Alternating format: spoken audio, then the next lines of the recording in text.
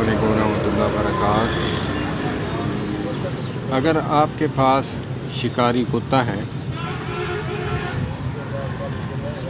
شکار کرنے والے کتے، اتنا سیکھا ہوا، علماء فرماتے ہیں اتنا سیکھا ہوا کہ آپ کے بغیر ہرن یا خرگوش ادروائز کوئی چیز کوئی چیز جو ہے آپ شکار کر رہے ہیں تو آپ کے آنے تک اپنے پنجوں کے نیچے رکھ کر زندہ حالت میں بیٹھا رہا۔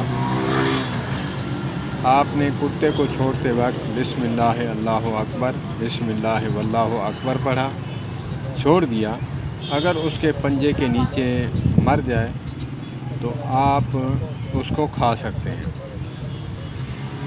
سبحان اللہ سبحان اللہ۔ اب ایک مسلمان ہے، انسان بھی ہے، اللہ کا نام نہ لے تو وہ حرام ہو گئی۔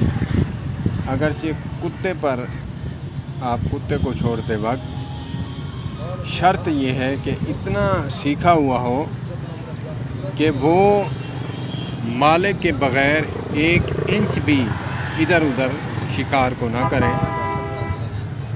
اور بہت ہی احتیاط کے ساتھ یہ مسئلہ سمجھیں۔ علماء فرماتے ہیں کہ ایسا سیکھا ہوا کہ مالک کے بغیر 1 بال برابر بھی ادھر ادھر شکار کو نہ کریں، کہیں کہ میرا مالک آئے گا اس وقت تک میں اس کو کہیں نہیں چھوڑوں گا، وہ اپنے پنجے کے نیچے رکھ کر بیٹھا ہے، اس کے ڈر کی وجہ سے، خوف کی وجہ سے یا پنجہ دبوچنے کی وجہ سے وہ مر گیا، تو اس کو ذبح کر کے بے شک اس کو جو ہے بسم اللہ دوبارہ نہ پڑھے، تو کتا چھوڑتے وقت بسم اللہ اللہ اکبر یا بسم اللہ واللہ اکبر پڑھ لیا تھا تو وہ اس کے لیے حلال ہے۔